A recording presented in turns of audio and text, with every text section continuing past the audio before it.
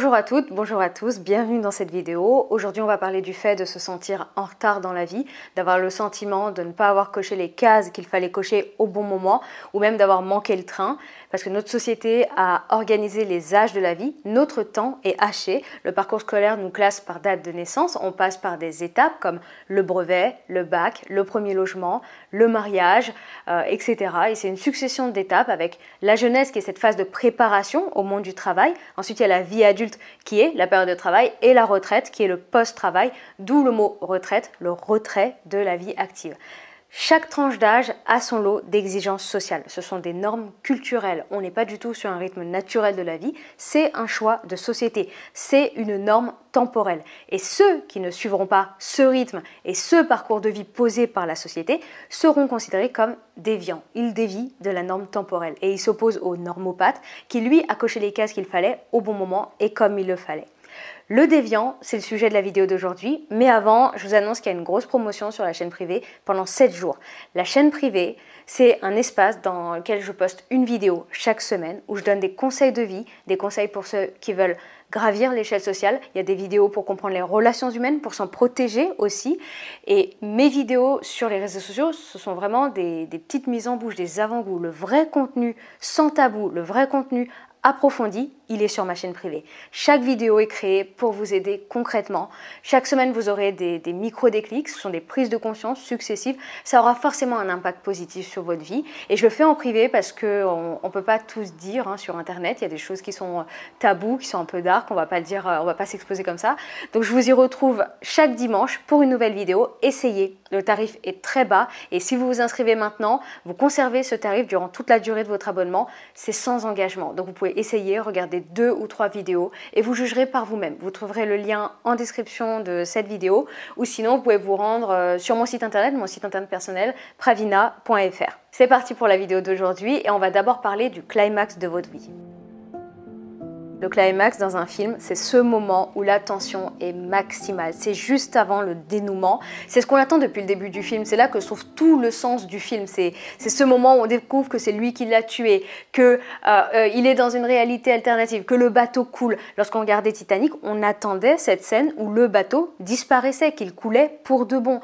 Dans Prison Break, on attendait ce moment où ils allaient être dehors, derrière les grilles. Dans la vie, c'est un peu pareil. On poursuit tous un climax, le climax de notre vie. On a tous ce point culminant, ce peak point, ce moment, cette phase qu'on cherche à atteindre. On veut ce moment où on a atteint ce qu'on devait atteindre, on a obtenu ce qu'on devait obtenir, on a coché les cases qu'on voulait cocher, on a fait ce qu'on voulait faire, on est devenu qui on voulait devenir, on s'est réalisé. Et on se dirige tous vers un climax. Notre vie suit une trajectoire depuis le début, consciemment ou inconsciemment. Dans notre société, notre vie se vit comme un projet personnel. Mais ce projet personnel, il est soumis à des contraintes temporelles et des contraintes sociales. Déjà, on ne peut pas tout faire à n'importe quel âge avec les mêmes facilités. Il y a des choses qu'on ne peut pas faire. Il y a des limites d'âge pour certains diplômes, le marché du travail aussi.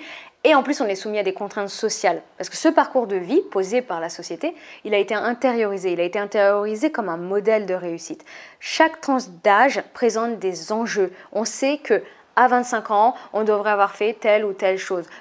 On sait combien on devrait à peu près gagner, comment on devrait s'habiller, à quoi devrait ressembler notre logement, quel type de logement on devrait avoir. Et si on s'écarte de ça, c'est toute la société qui nous renverra le décalage à chaque instant, tout le temps. C'est Norbert Elias qui parlait de la transformation de la contrainte extérieure en une contrainte intérieure. La société, elle a posé un parcours de vie et nous, chaque individu, on va développer un système d'autodiscipline pour s'y conformer. Il y a une forme de contrôle social qui se fait par le groupe, par le regard des gens. Et ce parcours de vie, on l'a intériorisé et c'est très difficile de s'en affranchir. Par exemple, récemment, j'avais vu un film allemand sur Arte et c'était l'histoire d'un jeune homme qui avait une grave malformation cardiaque et il faisait la liste de tout ce qu'il devait faire et accomplir avant de mourir. Et cette liste, elle correspondait aux cases à cocher dans le parcours de vie posé par la société. Souvent, les gens qui sont confrontés comme ça à une maladie, ils veulent accélérer le processus, vivre en quelques mois ce que la société a demandé de vivre en 50 ans, alors qu'en fait, rien n'est obligatoire. Comme si aller au bout de ce calendrier de vie qui est posé par la société, c'était la seule façon de vivre une vie, d'avoir une vie bien vécue. Et la particularité de notre époque, elle est sur le gain de temps. Les réussites sont toujours évaluées en fonction de l'âge, du temps. Quelqu'un qui a eu son bac à 19 ans avec mention très bien, ce sera toujours moins bien vu que celui qui l'a obtenu à 16 ans sans mention. Être en retard, ce serait mal, même si c'est pour faire mieux. Et ça, c'est propre à notre époque. On gagne du temps surtout dans notre époque sur les tâches de production, on gagne du temps sur les moyens de déplacement. C'est comme un progrès en fait, il y a cette pression du temps partout qui va aussi donc s'appliquer sur notre vie, notre projet de vie, nos accomplissements de vie, et c'est profondément intériorisé. C'est très difficile de s'en affranchir. La conformité aux normes, c'est ce qui fait de nous des membres de cette société.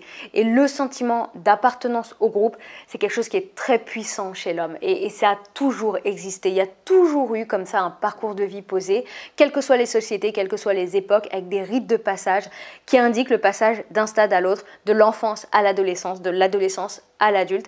Et ça sous-entend toujours aussi une évolution dans la position sociale. Par exemple, chez les Romains, c'était le port de la toge.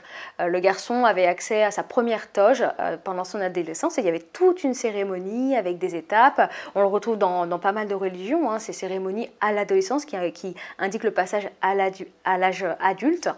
Dans la société occidentale, l'adolescence est encadrée par le brevet et le bac. Et se conformer aux normes, c'est ce qui fait de nous un membre de la société, un membre qui sera applaudi, valorisé, ou bien, si on ne s'y conforme pas, un marginal, un exclu, un raté aux yeux du normopathe.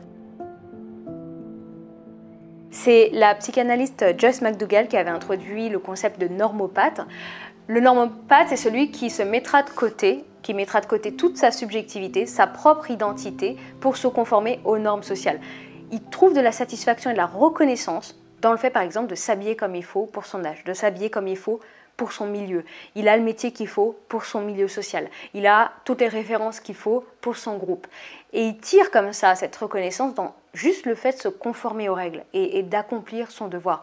Je suis un bon citoyen, je suis le salarié parfait, je suis l'enfant que mes parents ont toujours souhaité avoir, je suis la normalité de mon milieu. C'est pas forcément être moyen, la normalité, c'est la normalité de son milieu. Dans certains milieux, par exemple, c'est normal d'avoir un bagage académique vraiment solide. Dans d'autres, c'est normal de se marier à 20 ans.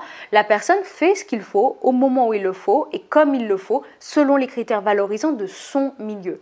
Le déviant, lui, il dévie. Mais il n'a pas forcément choisi d'être déviant. Très souvent, il a vécu des choses qui l'ont mis sur le chemin de la déviance malgré lui. Soit parce qu'à un moment, il y a eu un événement, un échec, quelque chose. Il a échoué à cocher les bonnes cases au bon moment parce qu'il y a des choses qu'on ne maîtrise pas dans la vie, comme la perte d'un emploi, un échec scolaire, une reconversion, une mort sociale, une dépression, un divorce, la maladie, des confinements successifs qui vont nous prendre comme ça 2 ans de notre parcours de vie, ou bien quelqu'un qui a un climax très élevé. C'est quelqu'un qui a de grandes ambitions, sauf que la société a structurellement posé que la vingtaine comme la tranche de vie du premier climax. Sauf que quelqu'un qui s'est fixé un peak point très très élevé, qui a de grandes ambitions, ses objectifs ne sont pas dans la norme. Donc c'est rare que cette personne atteigne ce climax dans la vingtaine, sauf si elle était déjà en déviance avant et qu'elle a arrêté ses études plus jeune que la norme, mais c'est rare, donc ça va se prolonger jusque la trentaine. Les événements de notre vie ou nos choix nous mettent comme ça sur le chemin de la déviance et on vit alors une temporalité qui est différente de celle du collectif. Et ça peut avoir un impact psychologique inconscient beaucoup plus profond. Lorsqu'une personne est en déviance temporelle, elle peut expérimenter ce qu'on appelle un âge subjectif. La personne, elle n'est pas seulement en décalage sur toutes les cases à cocher, elle est aussi sur un état d'être qui est différent. Son âge ressenti est différent de son âge de vie. On parle aussi d'âge clandestin, c'est un concept d'un psychiatre qui s'appelle Bruno Dubo et c'est en fait un phénomène psychologique. C'est lorsqu'il y a un âge spécifique de son parcours, de sa vie, qui a été convoqué dans son présent. Et cet autre âge va prendre le dessus pendant une certaine période. C'est inconscient et ça va se traduire de manière hyper surprenante. Parfois, c'est même physiquement, par exemple dans le langage corporel, dans la tonalité de la voix. On a déjà vu des adultes qui avaient un ton de voix un peu enfantin, une gestuelle un peu enfantine et ça ne collait pas avec leur âge. Et c'est quelque chose qui peut arriver de manière ponctuelle. Parfois, ça va juste être une situation qui va faire un rappel, qui va faire que la personne va convoquer cet âge clandestin, peut-être un type de personne ou un sujet qui est évoqué. Et pendant cet instant-là, la personne va réincarner cet âge clandestin psychiquement et on va le capter comme ça par un changement dans le ton de voix ou la gestuelle. Ça peut être aussi une phase plus longue.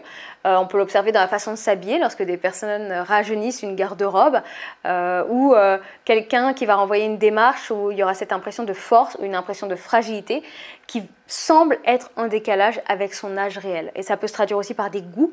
La personne va rejouer comme ça un âge de sa vie de manière totalement inconsciente à travers ses goûts. Bruno Dubois il donne le cas extrême des Lolitas au Japon, où ce sont des femmes adultes qui vont porter des tenues très enfantines, et ils ont observé que le physique Lolita n'était finalement que le marqueur apparent d'un âge clandestin, de l'âge subjectif. Que ce soit ces Lolitas ou les personnes qui sont attirées par les Lolitas, les modalités de séduction de ces personnes-là étaient aussi sur un mode enfantin et non adulte.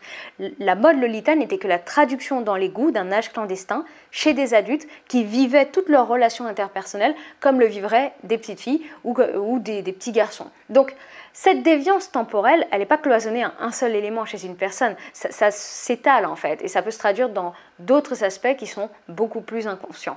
Et après, il y a la déviance qui n'est pas que temporelle, il y a la déviance en général, et c'est quelque chose qui n'est pas forcément mal vécu. La déviance en général, elle peut être très bien vécue. Elle est mal vécue lorsque la personne est consciente des attentes de la société et qu'elle se sent déviante et qu'elle ne souhaite pas cette déviance. Elle n'a pas abandonné le modèle de réussite posée par la société auquel elle n'arrive plus à raccrocher parce qu'elle n'a pas coché les cases. Quelqu'un qui le vit mal, c'est quelqu'un qui a intériorisé cette norme tellement fortement qu'elle n'accepte pas la vie qu'elle a vécue, elle n'accepte pas sa déviance, il y a un refus.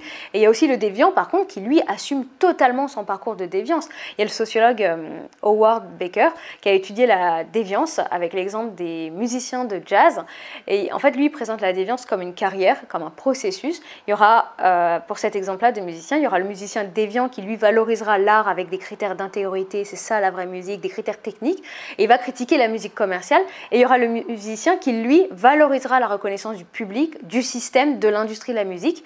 Et en fait du coup chaque musicien va se retrouver un moment face à ce dilemme-là. Est-ce que je réponds aux pressions de l'entourage qui attend cette réussite sociale et donc que je dois forcément produire de la musique commerciale pour être reconnue, ou est-ce que je vais faire de la musique comme celle que je valorise vraiment, de la vraie musique, mais qui me condamne à la pauvreté et à une forme de déviance.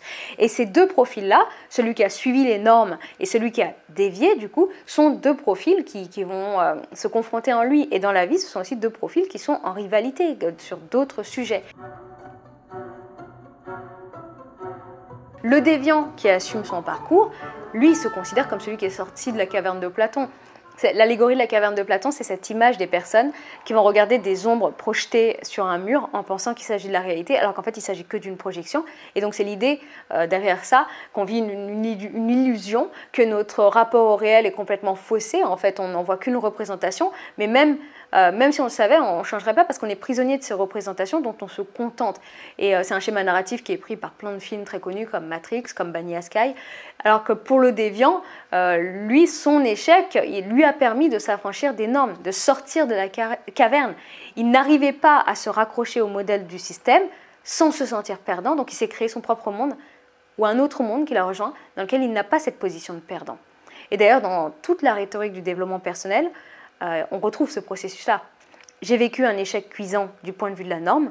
Grâce à cet échec, j'ai compris quelque chose que ceux qui sont dans la norme n'ont pas compris. Maintenant, j'expérimente la vie différemment et j'ai même surpassé ceux qui ont suivi la norme. Donc c'est en fait une sorte de, comme une stratégie politique. Il a perdu la possibilité d'être numéro 1, donc il se crée un nouveau numéro 1 avec de nouveaux critères de valeur dans un nouveau système. Et il peut même mépriser le normopathe. Et le normopathe, lui, le méprise aussi en retour. Ils sont en rivalité sur la valeur sociale reconnue. Le normopathe assumé, lui, il percevra le déviant comme un raté, parce qu'il est sur des critères d'un autre système, en fait, le système. Et il ne retiendra que l'échec, et il percevra le reste comme une narration consolatrice du déviant. Et là où ça devient intéressant, c'est lorsque le déviant surpasse le normopathe à son propre jeu. Comme tous ces freelancers qui travaillent chez eux et qui à aucun moment se sont projetés dans le marché du travail tel qu'il est construit aujourd'hui, de 9h à 18h, et qui vont se retrouver à gagner plus que le salarié pour le même travail. Ou justement les influenceurs qui sont enrichis en jouant les streamers, en jouant aux jeux vidéo. Quand le normopathe, on l'a sommé d'arrêter ses jeux après l'adolescence. On est dans cette époque où des déviants ont réussi à surpasser les normopathes à leur propre jeu, qui ont atteint certains critères de réussite économique ou autres, et qui assument leur parcours de déviant, et ça crée une forte menace sur le système. Si le normopathe qui a suivi le parcours d'excellence scolaire, qui a coché toutes les cases, voit le déviant mieux réussir que lui sur le plan financier ou autre, c'est tout le système qui se fragilise. Ce qui est le cas en ce moment, avec justement la grande démission, le Great Resignation aux États-Unis. Et le système y réplique, parce que le système doit survivre. La société garantira toujours un gain supérieur aux normopathes, par le prestige. Le système a besoin que les gens se conforment à ces normes pour exister en tant que système. Et c'est une tendance dangereuse pour un système qu'une personne bénéficie plus à dévier qu'à se conformer. Et le seul levier qu'il a, le système, ce sont les leviers psychologiques, des leviers de communication.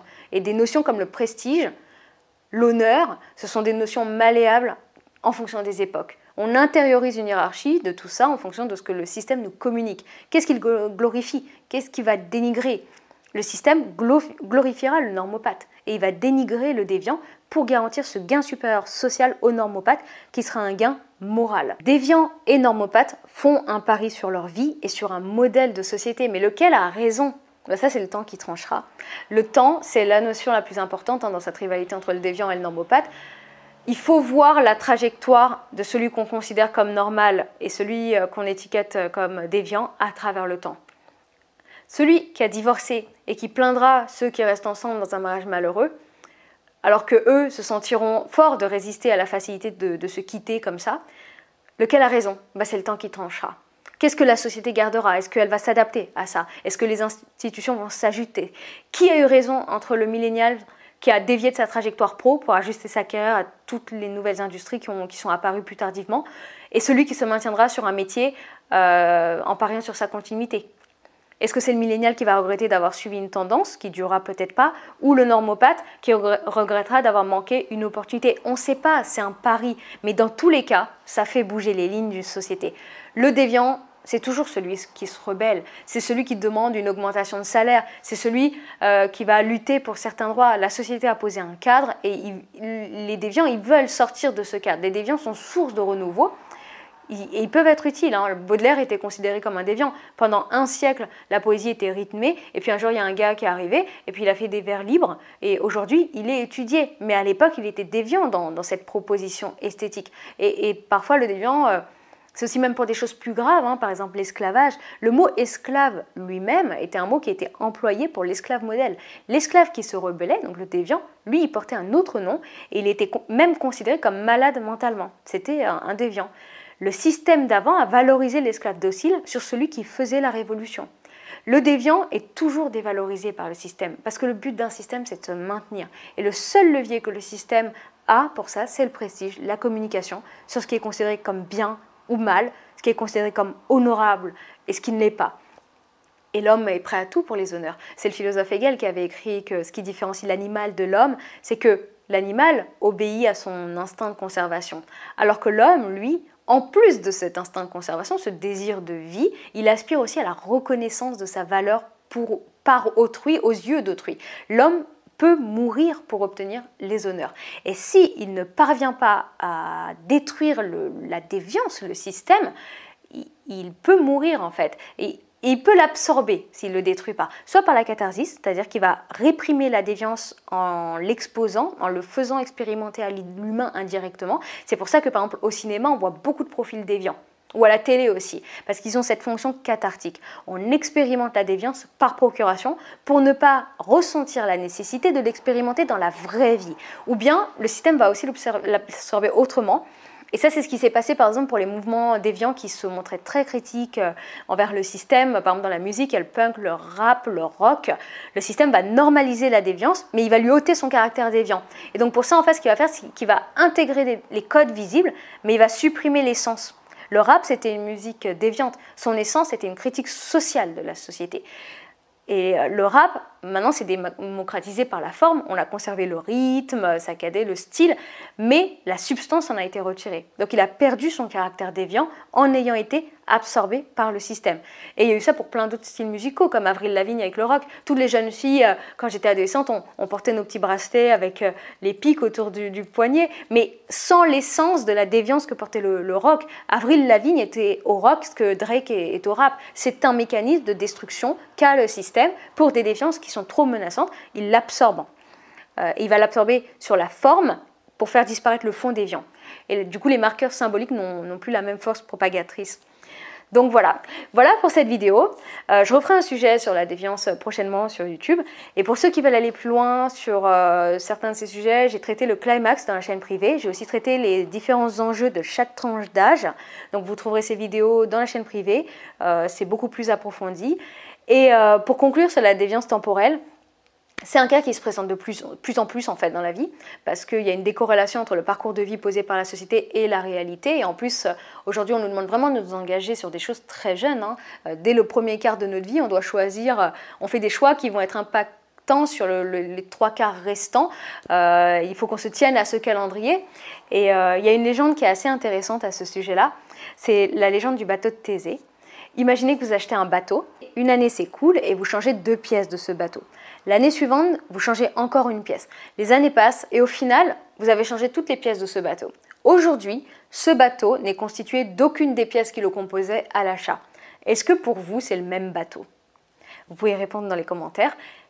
Finalement, la question qu'il y a derrière ça, c'est est-ce qu'une chose reste la même chose lorsqu'on remplace l'intégralité de ce qui la compose? Eh bien, la même question peut se poser pour l'humain, pour nous. Nos cellules de corps se renouvellent complètement, nos organes se renouvellent complètement aussi après quelques années. Nos circuits neuronaux sont nouveaux. Est-ce que dans 15 ans, on sera la même personne qu'aujourd'hui? Il n'y a pas de bonne réponse, c'est un paradoxe philosophique. Chacun se crée sa réponse. Mais pourtant, on prend des décisions dans notre vie de jeunes adultes, souvent en début de vingtaine, qu'on devra porter en étant une toute autre personne plus tard. Quand on est jeune, on nous demande de penser un métier pour quelqu'un qui n'existe pas encore dans les pensées et dans la matière. Ces âges de la vie, ce sont des décisions juridiques, des décisions politiques qui n'ont rien à voir avec le biologique. On a décidé qu'on était majeur à 18 ans, avant c'était 21 ans, et en neurosciences, c'est considéré que c'est en plus un âge où on est encore post-adolescent, jusqu'à 24 ans. Et pourtant, c'est là qu'on doit prendre de grandes décisions, au moment où on n'est même pas encore mature cérébralement pour le faire. Ce qui fait que les gens sortent de ce calendrier de vie, personne ne le tient. Et après, certains essayent de s'y raccrocher parce que ça a été fortement intériorisé. Ils n'ont pas envie de poursuivre en étant en marge. Après, ça, c'est un choix personnel. Mais à notre époque, à notre période de vie, où 2 ères se superposent, ce n'est pas qu'un choix personnel, c'est aussi un pari sur l'avenir. Voilà, merci de m'avoir écouté jusqu'au bout et je vous dis à bientôt.